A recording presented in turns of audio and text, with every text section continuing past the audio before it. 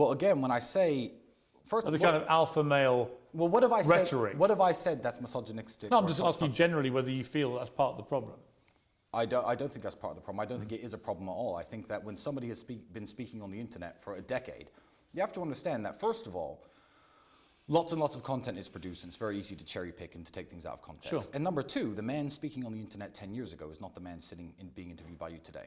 You know, who I was when I was 25, I fancied myself a bit of a dating coach, used to give people advice on how to meet women and how to pick. That's not how I live now. I'm 35, I'm not 25. You at 25, I'm sure we're very vastly different than you are today.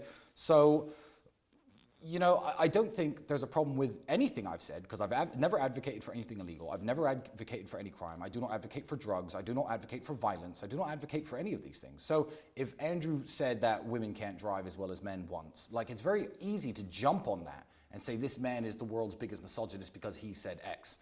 And I think it's really stupid. He said a lot worse things than that. I do think that was the original reason he went viral. I do think he said a lot of blatantly misogynist things. I don't think he's even really aware. I don't think he even thinks they are misogynist. Well, that depends on your worldview, and it actually depends on the worldview of where you live. Because if you were to walk around the country of Romania, the great country of Romania, and you were to talk to people and say some of the misogynistic things you've heard, Andrew, me, anyone else in the world say in England that are considered misogyny, the men and the women here would be like, yeah, huh?